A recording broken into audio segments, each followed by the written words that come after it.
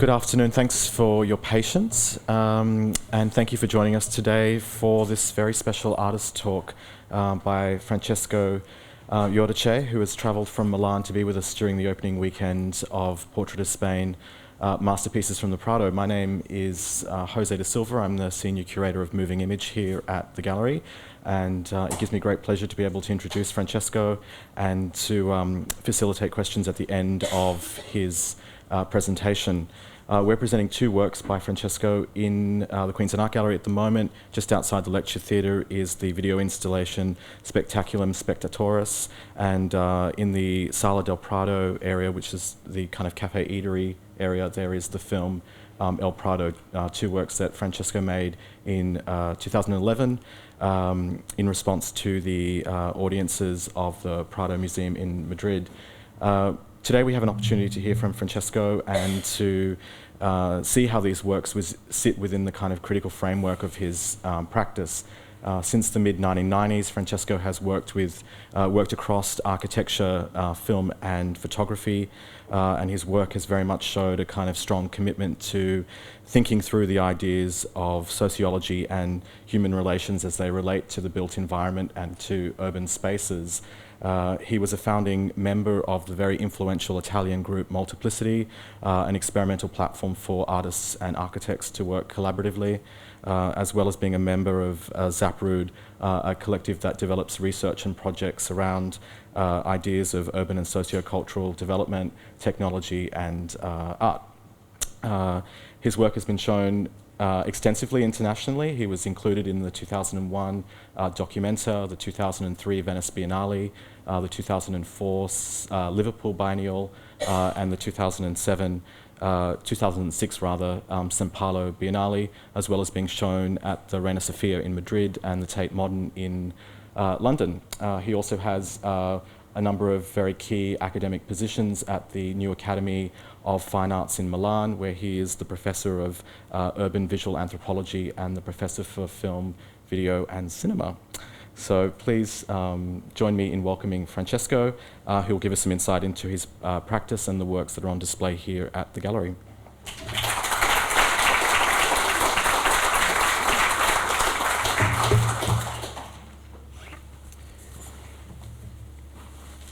Hello, thank you for being here, and thank you, Jose da Silva, for the fantastic introduction. Okay, so what I would like to do in the next 40 minutes is to give a sort of introduction to the process and methodology that brought me to the projects I realized for the Prado. And to do this, I will rather start from other projects. So I will show you very slowly a few images, mainly photographs from projects I've been doing since 1996, which are somehow related to the main theme of the Prado projects.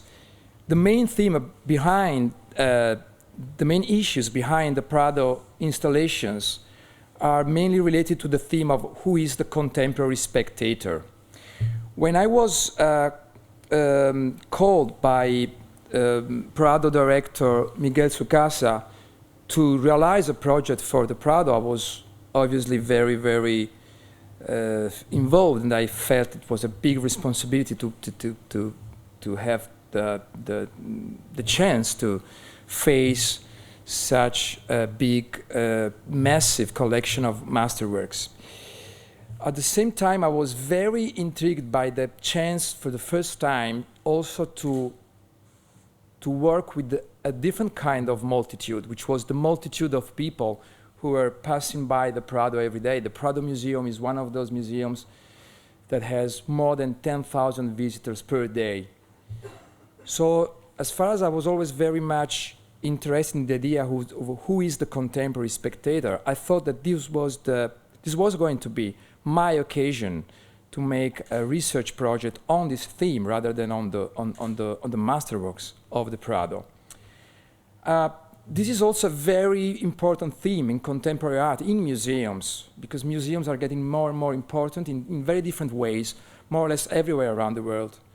So the question of who is the spectator at the very beginning of the very birth of the 21st century is one of the core themes in museums culture nowadays. So who is the art lover, the art user, the art abuser at this moment, at any level of degree in social culture or hierarchy, is something that museums deal with. At the same time, I think it's one of the themes that we as artists have to deal with. In a more intimate way, one of my everyday questions as an artist is, who am I talking to? Who is my audience? Who is going to use and abuse and reuse my works? And this is something like one of the questions that is always obsessing me, and it's one of the most present thing I have while I'm working. Which also led me to another kind of definition, which is a more kind of ethical definition. So, who are the others? Who are the others? In any way we try to intend them. Since the very beginning, I more or less started to work in art in 1995, 1996, and since the very beginning, I was coming from urban planning studies. I was very much focused on the mutual relationships in between human and urban landscapes, a kind of landscape that a famous photographer named Lee Friedlander used to define as the social landscape. So usually whatever kind of work I do, most of my works are very, very political directed, but any kind of work I'm doing, this kind of anthropological observation of the social landscape is usually at the very core of any kind of work. So what I would do now, before getting to the two Prado projects, I would start from showing you two projects I previously did years ago, and which are somehow ongoing kind of projects. But before them, I would start showing you just one picture, a photograph that in some way is very important to me because it's a sort of very, very first work I ever did. This photograph was the cover of my degree thesis, also the cover of my first book, first exhibition. So it's, from an intimate point of view, a very, very important image to me. But the reason why I show you this image made in my birth city, Napoli, in 1995, the reason why I show it to you is because it's the very first work where the urban scape and the human scape match together. I was migrating from Napoli. I was going to teach in Tokyo for 1 year, and before leaving, I wanted to do something before having my final degree about the city. So I did a project about the kind of relationship in between a very, very rooted and traditional kind of human landscape and a city which was transforming very fast. And so from the very beginning, I was trying to find a visual balance in order to describe the kind of relations that these two kind of phenomena, peoples and stones, arrange one another. And so since the very beginning, the idea of working on spaces and people and how these two kind of phenomena influence each other has been very central to my work. So the very first work I will show you now is a project I started in 2004. As many of my projects, it started as a very tricky situation. I was not really interested in doing this project. I was invited by the Galleria d'Arte Moderna in Turin, in northwest of Italy, for an exhibition. The city was completely transformed by the Winter Olympic Games, and the director of the museum invited 5 artists and photographers to work on this transformation. But I didn't feel like I wanted to work on the city.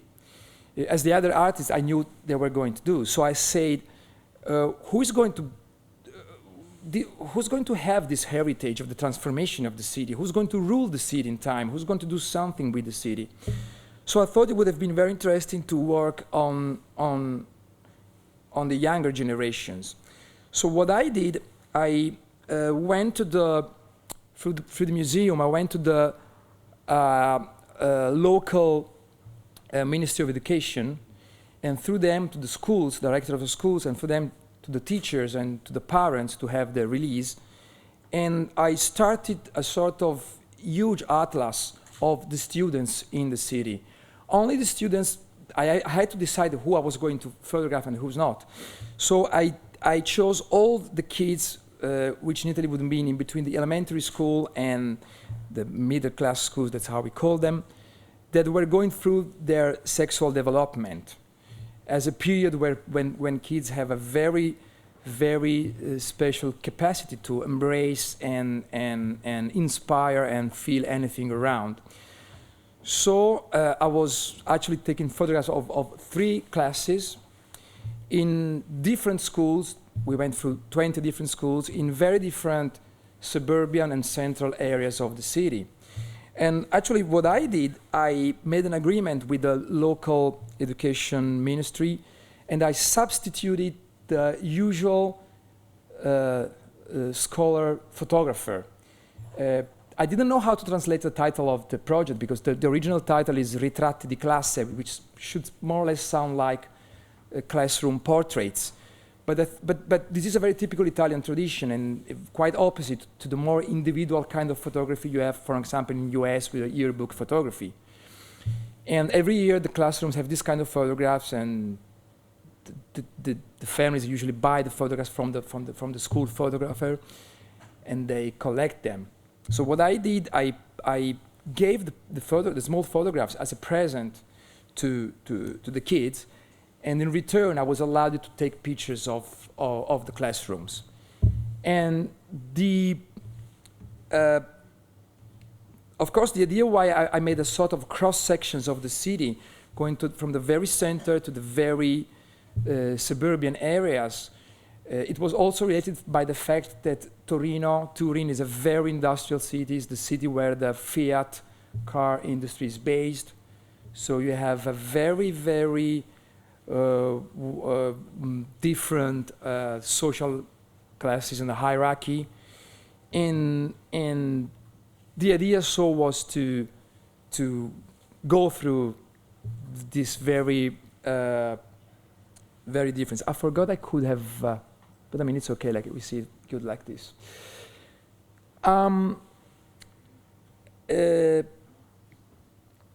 The project was especially significant to be done in Turin and in Italy because we are not a post-colonial country.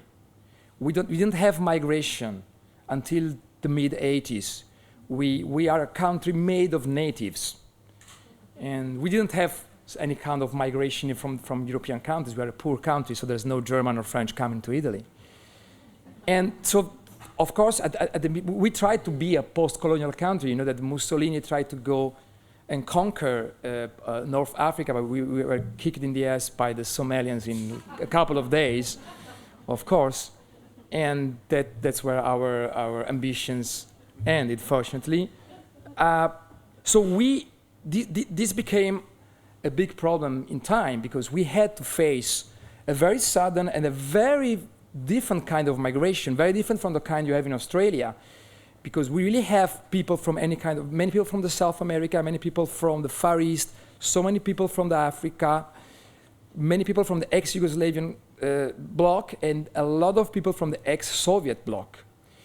And it all happened in a very few years. And so for the first time, our classrooms, this is the picture I made because I was in a very rush when I did the project and I made a mistake and I went in one of the schools. I was photographing one school per day, and I went on one of the schools on the carnival day, on a sort of Halloween party, and the kids, they really wanted to be pictured as Frankenstein or Spider-Man or the werewolf. So of course I couldn't deny it. I didn't show this one in the exhibition actually, but so these pictures, which might be quite common and familiar in any other kind of country, they were really presented as a very kind of new image of the social landscape in Italy, because for the first time our schools were really fed up with foreigners, and this brought a very, very kind of nasty discussion on newspapers, on the social culture. And for the first time, we as Italians discovered that we are so famous to be so tolerant, but for the first time, we found out how racist we were, and we are actually. We still have a public governmental discussion if we should have schools for the foreigners in order not to get our native children more dumb because of the Chinese or because of the Africans, as if we could get more dumb than we are. We have elected Berlusconi for 20 years, so we don't need to prove anything more than that, you know. And anyway, the thing I'm very interested in this project is that it was a very, very good occasion. As usually when children have pictures for the school, it was very funny because they wanted to decide where to sit, who they want to be close or far away from, and everything by behaving or misbehaving or dressing or the collection of gestures were so important to me. And so I simply imitated the behavior of a professional school photographer. I actually didn't do anything. I went in the archive, I saw how they were doing the pictures because I didn't know how to do them. I just stayed in the places and chose the same background, whatever. So I was just mutilating a behavior, which is something I always do as an artist. I try to imitate other professionalities. And what I really just did is to be sure I was letting them, the kids free of doing whatever they wanted to do. And this is a Christian school. And then, as you can see from the caption, I started to have the commission to transform that site-specific project in a sort of ongoing project. So this is a small island in the south of Italy, Ischia, and this is a small city, Sassuolo, in Emilia-Romagna. And this is a very weird white classroom. I don't know why they're dressed all like this. They look like the kids from a Gibson or some other writer's book. And this is a Caldogna city in the very northeast of Italy, small city from the only rich part of the country, very industrialized part of the country now. And the norther I went, and the more denial I get. Some of the parents didn't want to have their kids pictured by a stranger, and so sometimes we had a lot of missing persons also. You know, some of the themes in my work really interlace. One of the themes I'm always very much interested is this obsession we have everywhere nowadays for security. And the more secure we get, the more secure we want to feel. And this is some of the very issues I'm always trying to investigate. Now, I would very fast move to a second project, which looks like more a landscape project. The project is called What We Want, and it's one of my endless projects. I started many years ago, and it works like a personal diary while I travel. I'm also doing some photographs these days while I'm in Australia. And every 4 or 5 years, I publish a book and I do an exhibition about this work. Well, the book is mainly about the observation of the landscape as a projection of people's desires. So this is not really a project about human figures, about people in a way, but it's very much about a struggle. The governmental or administration desires of putting a grid on landscapes and to rule the way we should live. And on the counterpart, our own desires as communities, as single people, couples, families, groups of people, neighborhoods, or whatever, to disattend this kind of imposition and to legally or illegally rewrite in a different way the model of our social everyday life.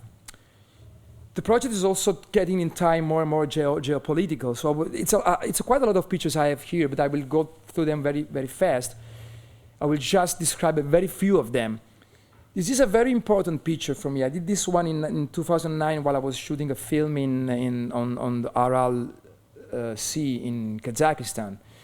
This is the Russian cosmodrome, Baikonur, the very famous one, the one from where the Laika dog was sent in space, the first woman astronaut, the first astronaut in history, Yuri Gagarin, and it's still the most famous cosmodrome in the world. It's the places where any kind of satellites for the Germans, the French, are sent in space, because we rent this place because the magnitude of the Earth is so low that it's easier to spit anything in space from here. And so it's cheaper to rent this place rather than to build any other kind of cosmodrome anywhere else.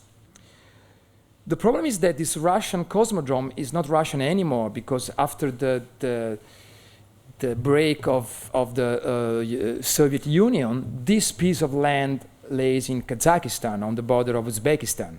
So what happened is that in 2005, Putin renewed a contract with Nazarbayev, who's the president of Kazakhstan, for other 50 years.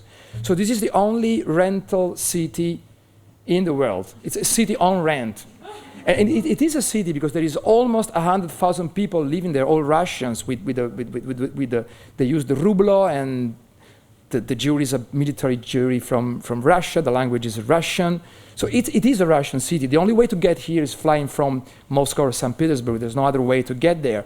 And I did this picture through a fence, because there is a 5-kilometer fence all around. This is how close you can get.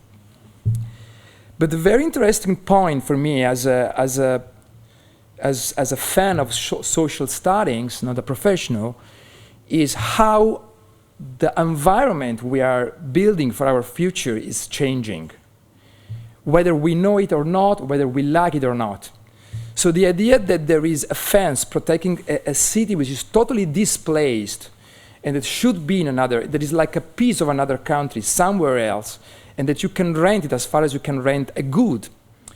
It was extremely. This is why I opened the new book and of this project, and this slideshow with this picture, as well as these photographs, which is been made a couple of years ago in Bethlehem. This should be Bethlehem, but this is a renamed Bethlehem. Is an Israeli Bethlehem, so it's built on this side of the wall, of the Israeli wall. So it's like stealing the Palestinian name of the city. So you have like a double city. And I was very much interested. This is done from a Palestinian place. These are Palestinian olive farmers, the people you see there. And what I was very shocked at is the city, which is very modern, very sophisticated, looks like a medieval city. It's the same cities you can see in Tuscany from the 13th century, very totally protected, no? And so I was very interested in the idea that contemporary cities are, in terms of shape, going back and forth in history. I will just comment a few of them. This is a picture I made many years ago for a project with my group, Multiplicity, that we shared with Rem Koolhaas and Hans-Ulrich Obrist about the transformation in Europe. The project we did was called Use Uncertain States of Europe. And this is a picture made in Sicily. And 1 year before the 9/11, the local governments were denying the Muslim communities to build churches, to build mosques, because we are very Catholics, you know. And so what happened is that the Muslims got very angry for this because they had the license to do that, and they were not allowed to do that. So what happened is that they exploded the mosque everywhere. So they started to rent, for example, car parks, and transform them in a multitude of very small and very angry mosques. So whenever you hear talking about terrorism and what Arabs have been doing since 9/11, think about what we have been doing as Western cultures, and especially as Catholics.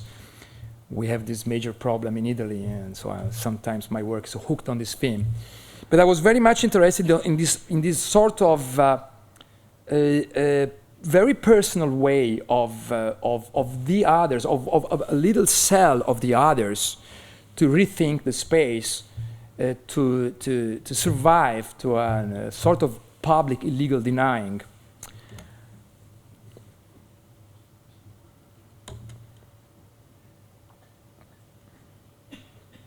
So you see in most of my works that the balance in between the humanscape and the land and the urbanscape is very, very important. This is about security, a photograph I did in São Paulo years ago during the São Paulo Biennial. And it is one of the first pictures where I started to investigate this desire of security we have. These are the buildings for the very rich people in central São Paulo. And the very rich people live in buildings that are called condominiums, which, for example, usually in Europe we use this word for the very poor people. It's the condominium is the place where the very poor we used to use as the Romans, villa for the rich people. And I was very interested in the idea why the rich people would live in a condominium, so in a poor model structure. And the poor people in the favelas, they were living in villas, because if you think about the structure of the favelas, it's a sequel of small villas. So I was very interested in sort of upside condition of the inhabiting culture. And it's because of fear. People feel of being stolen or kidnapped or raped or whatever. And so they live together, they protect themselves. And I was very interested in the fact that the buildings are still uncompleted, but the only element which is finished is the wall. And it already says how beautiful the life is going to be inside once you are under lock and key. So I'm very much scared by this desire of being secured we have. And of course, especially because we are totally scared by the others. And I'm also very much interested in, on the opposite side, on the use that the others can do of public spaces. Because we, as rich people, as bourgeois, we don't want to have the public. We don't want to use the public space anymore. We are scared of public space, especially in US and in Europe and in South America. So there are people that are somehow adopting public space. This is a bunch of Japanese Elvis Presleys singing and dancing in the middle of Ueno Park in Tokyo. And I'm very much interested in this idea of corrupting the landscape in a way, to abuse it for something which it was not really meant for. In this case, the legal side stays on the fact that in this kind of park you can't play music because it would disturb the people, but they brought it, and as long as they were not really sent away from the police, they kept on singing and dancing there. This is International City, one of the cities composed in Dubai. And this is the reconstruction of Florence. But it's a modern Florence, very secured, much more clean than the one of the 14th century, so very different from the Famiglia Medici kind of ideal city. And it's the ideal idea we have of new city. So once again, you see it's a very ancient and modern city. So it's an air-conditioned 14th century city.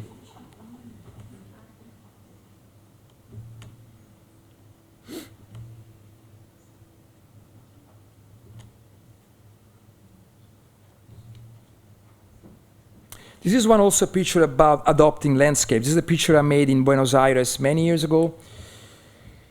And this is a piece of land made of the result. They were emptying one place to build a highway. So this is like a temporary hill. And the community from La Boca, they built a temporary desaparecido monument dedicated to their own family members that were killed or kidnapped by the colonel's dictatorship, and they were never declared as dead, or the bodies were never found. So they built cardboards as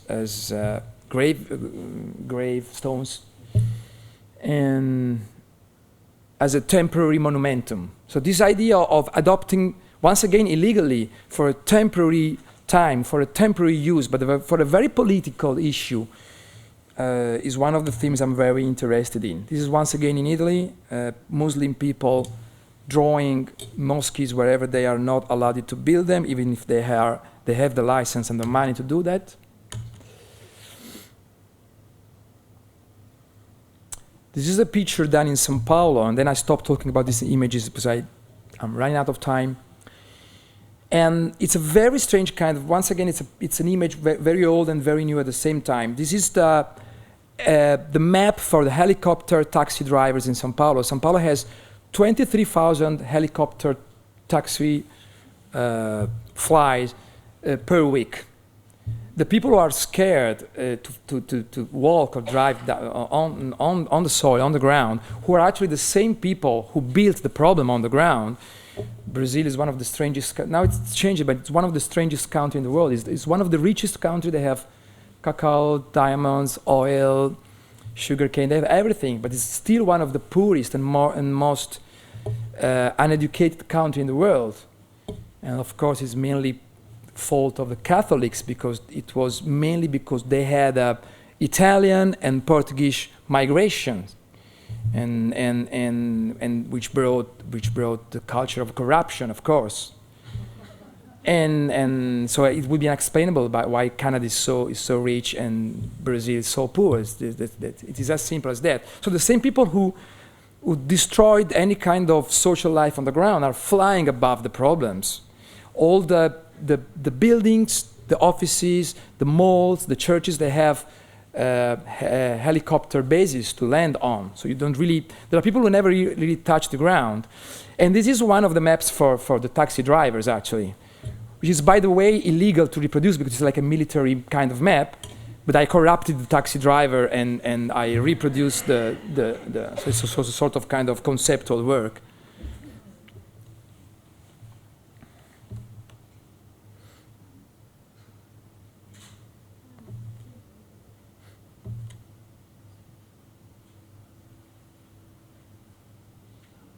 So as you see, most of these photographs are influenced by this theme of security. This is a new neighborhood on the border between Morocco and Algeria, and it's made by the people from Morocco and Algeria who migrated to Europe. They got quite rich bourgeois in Europe, and when they come back to their own country, they're very rich people, very rich people. Every year, the king of Morocco goes to the harbor for the summer vacation to welcome the people they come back, because they bring a lot of money for the country. And what they do, they build very, very strange kind of hybrid architecture.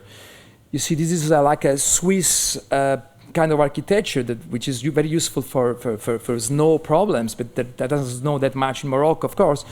So it's totally useless.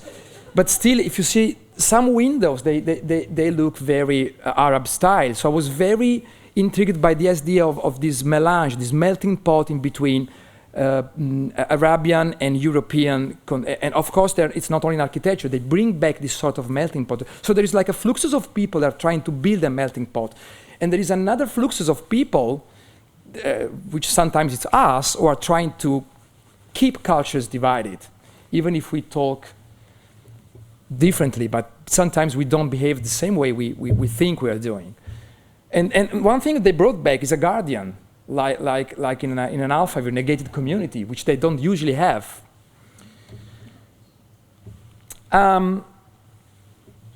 Okay. So what I would do, I would stop with these two projects, and I would rush to the. I would rush to the view. Yes, sorry. To the Prado project. So, as I told you, when I was invited by Miguel Sugassa and by the curator of the project, Cristina Lovisetti, to do a project on the Prado, what I did, I did two different things. The first thing I did is a very short film. It's a 3-minute film or 5-minute film, because it exists in two different versions. The one that you see here next to the bar is a 5-minute version. We had a 3-minute version for cinema, and then I'll tell you why. Just as a preparation for the big project I was going to do. I didn't felt very comfortable to work with Prada. I usually work with contemporary art institutions, and I didn't really.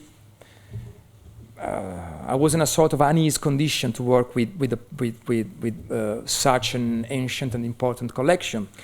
So what I did something actually for myself. I convinced the Prado to give me the occasion of doing a very simple project. So what I did, I spent one day in the Prado with a very small crew, and what I did, I filmed what I felt I was very interested in. I'm not really a kind of spiritual artist. I work in a very rational way usually, but I really felt that I wanted to have the perspective of a spectator of the Prado and forget about all the intellectual aspects I may know about the collection, about the museum, about the history of the painters.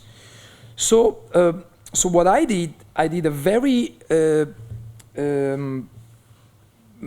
short film that I will show you now, in a shorter version, and then I'll tell you why I show the shorter version. And I will show you the film, and then I will tell you a little bit about it.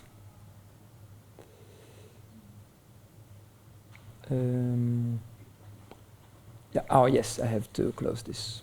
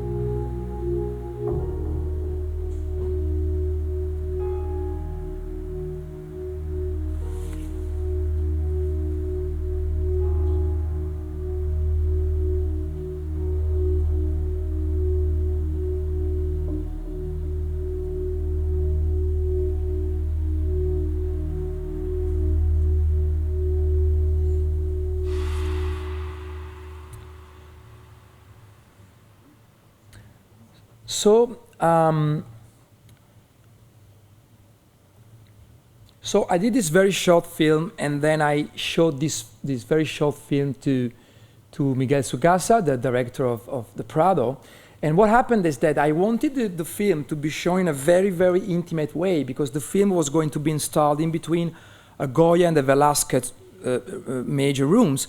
And I didn't want to make this kind of video too like an invasion to these works. So while the director said, no, I want it to be big because I want the multitude of people to see the film. And then as a joke, I answered him with something that then struck me later, saying him, well, I would like the multitude of people to be inside the film. So when I went back in the hotel, something stayed in my mind, and I started to write down a new project, which is the major project I've done, which is called Spectaculum Spectatoris. And the idea was that for the first time, I had the occasion, as I told you in the very beginning, to include in a project the spectators. So not to do something for the spectators, but having the spectators as part of the project. It all started from something which has always obsessed me. It's a phrase from the biography of a famous Italian artist, Mario Giacometti, who once wrote, when I was young, I used to go to the Louvre as a student, and I was so influenced and emotioned by the masterworks. Now that I'm an older artist, I get back to the museum, to the Louvre, and I'm influenced by the people. That's where I get emotion, looking the reflection of the masterworks in the people. So I was very curious, because as far as the most important part in my work is the reaction of the spectator to my political works, I made a research and I discovered that the very first museum, that the way we intend the modern museum, was born in 1734, and it was the Musei Capitolini in Rome. The very first democratic museum, as we intended, open to the people, because collections exist since ever, but the very first time people could enter a democratic museum and share a collection, it was almost 300 years ago. And in 300 years, museums have collected, reorganized, displayed, and given back to the communities art. But in 300 years, there is no trace, no visual trace of the spectators. So who were the spectators, and what did they feel, and how were they dressed, and how would they behaved in front of the works 300, 200, 100 years ago and nowadays? So I felt that I really wanted to do something else for the Prado, to start the first human atlas of the spectators, which would also answer to my very question, who am I talking to? Who is in front of my works? So what we did, we worked with the Prado. We came back to the Prado with a very small crew, very light set, because of course it's a very difficult kind of museums, and there are things you can do and other things of course you can't do. And for 1 week, for 7 days and 2 nights, we have been filming 476 persons who are nothing but normal spectators of the Prado. We just stopped people. Actually, we were very lucky, because we started stopping people, then it was people stopping us because they were curious about what we were doing, and most of the people we filmed is people that asked us to be part of the project, which also helped us because we needed to have a release paper to be signed by them in order to use their image. So this made everything much easier. And this also very much relates to the theme of security, because if I would have done this kind of project in the middle of the street, it would have been much more difficult, of course, because a museum, a culture place, is a place where we feel protected, because we feel we share something with the others. I went to the toilet earlier and I left my laptop and everything, my mobile on the table, because I feel protected, and I wouldn't do the same thing when I'm in Kibera, in the middle of a slum in Kinshasa or wherever. No, it's quite normal, this idea of being inside a protected environment, inside a shell. Anyway, we had the chance to film a lot of people, and we did as you have seen, we had 2 contemporary sets. One was for the full figure, which you may have seen right outside this room, and another set for close-ups. And so we had the chance, you know, the Prado is those kind of museums where you have people from every country. We film people from, I think, 60 countries, or 55, 60 different countries. And of course, this is also a project about, I don't know if there is this English word, physiognomy.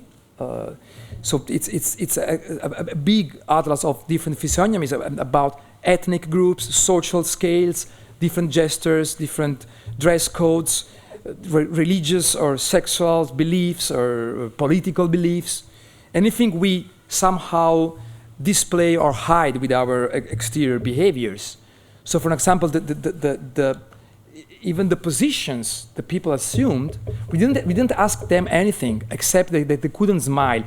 Think that we didn't do a photograph. We did a 2-minute film for every person, and they had to follow only 2 rules: to stand still, they just couldn't move, and they couldn't smile. And this is a very difficult condition for people, because one thing is a photograph, but one thing is staying in front of a camera for a long time. It builds into us a sort of uneasy feeling.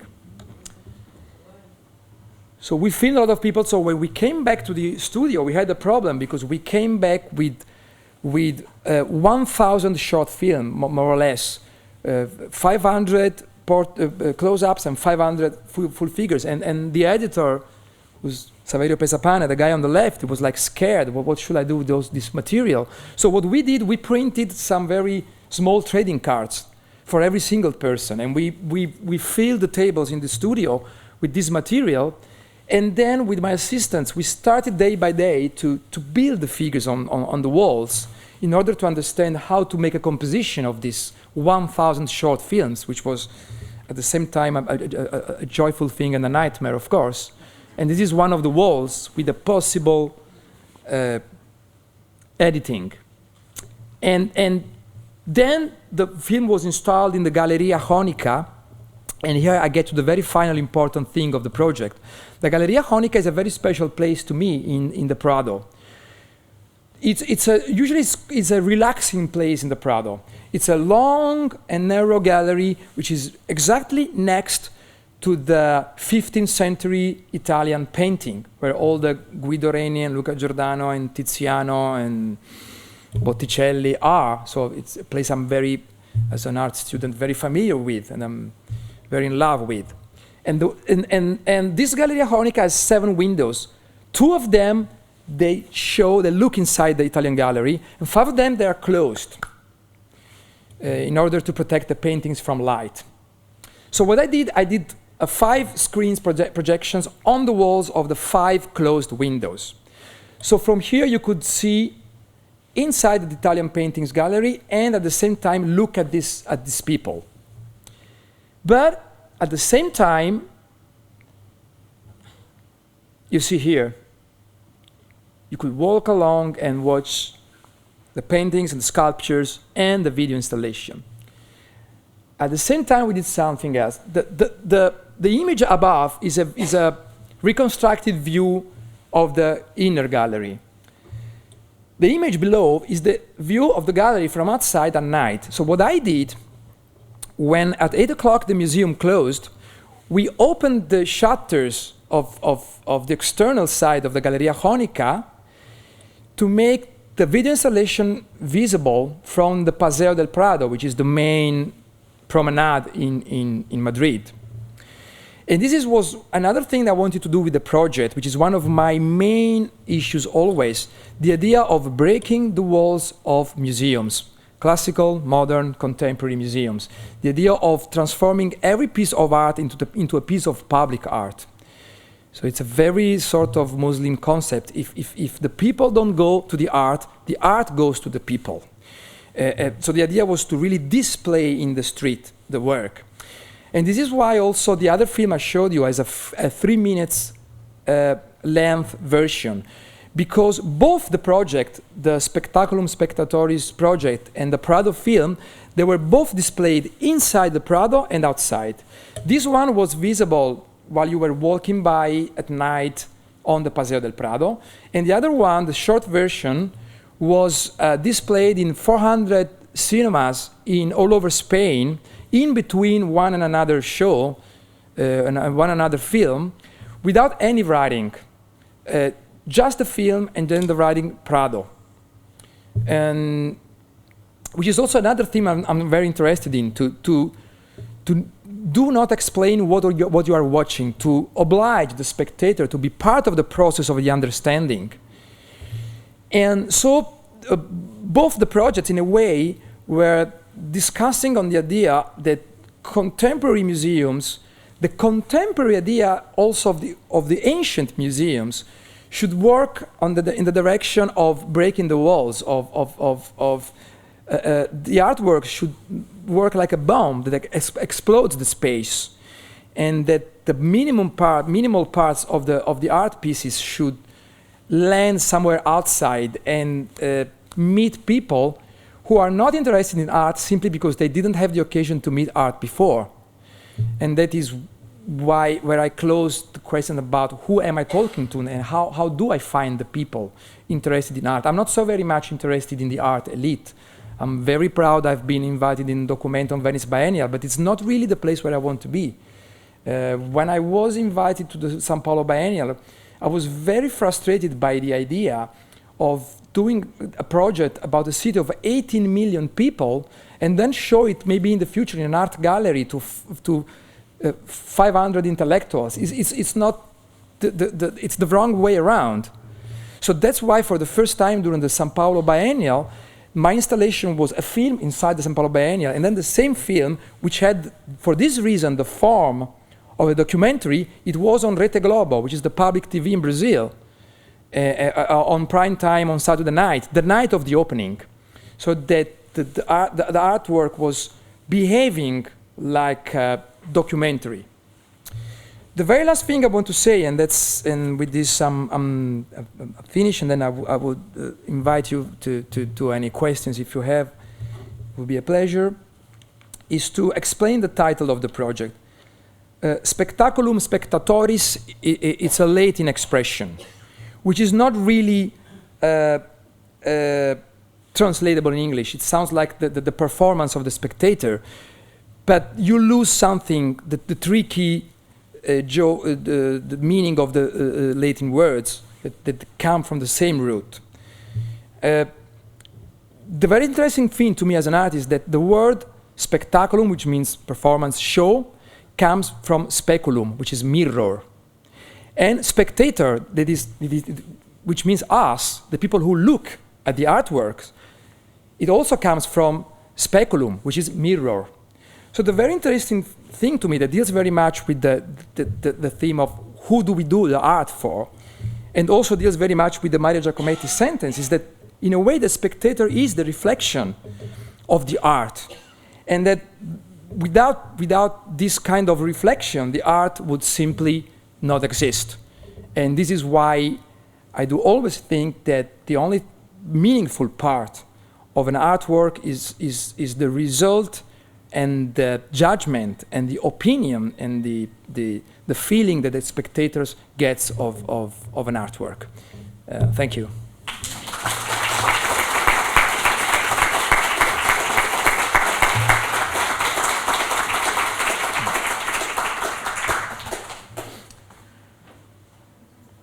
I have a roving microphone. Hi, that was a fantastic talk. Thanks. I just had a couple of short questions, if that was okay. One was the Latin title, could that be translated something like the spectacle of the spectators, or? That's how I usually translate it in English. I don't know if it sounds correct, but that's the translation, yes. Oh, fantastic. And also, this is perhaps a bit of a naive question, but I noticed that a lot of the photos had a lot of white in them. I was wondering if that was an aesthetic choice, or perhaps also a comment on security as well in those landscapes, or the idea of writing a space or writing a canvas or something. it is an aesthetic choice, as anything we do in art. The reason why I do overexpose the negative of the photographs, it's because, especially when I have people in the pictures, is because I want to make the spectator feel unease and ask himself if he should believe or not in the photograph. You know, photography has been the document of the 19th and 20th century. Now, since like 20 years, we know we can't believe in photographs anymore. And the reason why things and people seem to float in my photographs is that I want the spectator to feel unbalanced and ask himself, is what I'm looking real or installed by the, which is not true, by the photographer? And I always want the spectator to be suspicious in front of any kind of work I do. My artworks are never an answer to a problem, but I try to help the spectator to give elements to build a good question.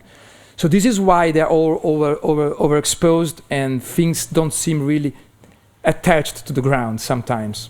Oh, thank you.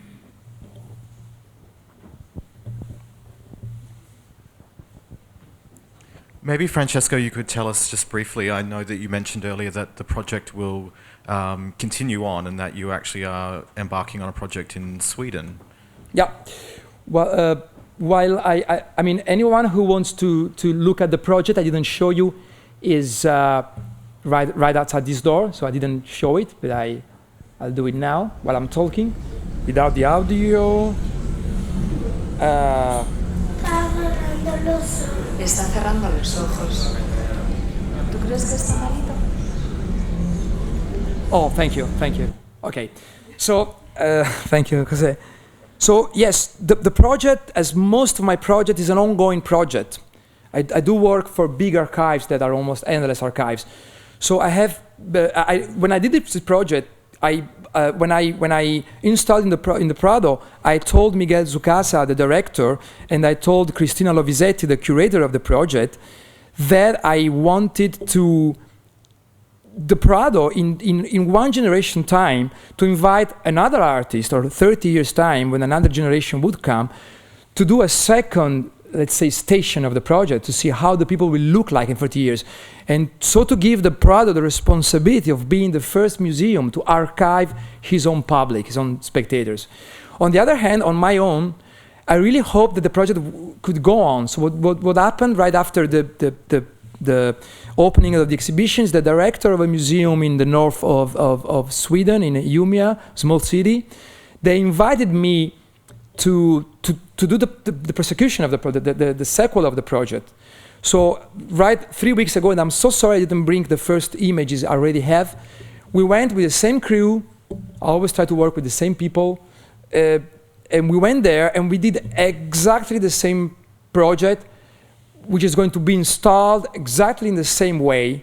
The very weird thing is that we were in this is actually the most northern museum, at least in Europe. It's very, very little bit south of the Arctic Pole. When we went there, there were 23 hours and a half of daylight, just to let you know how north we were. And I think it's one of the northeast important museums anywhere in the world. So what happened is that the people that we filmed were all natives. We did 400 people, and we had something like 3 or 4 foreigners only. Or some foreigners, but they were actually established in Sweden. So the physiognomic of the project was very, very narrow, you know, and they all looked the same in a way. So it was completely different from the Prado project. But I'm going to install the project in Umeå only with the Umeå project, even if they ask also for the Prado one, because I don't want to show only 2 of them. What I will do, what I hope to do, and what I do when I have this sort of serial projects, is that when I have enough museums, like one in Canberra, but one in Buenos Aires, and one in Johannesburg, so from very different geographical places, then my interest is to make a sort of more complete exhibition with this sort of human samples, let's say. That's the idea. Well, we might end it there then if no one has any more questions. Thank you very much for joining us this afternoon. Thank you.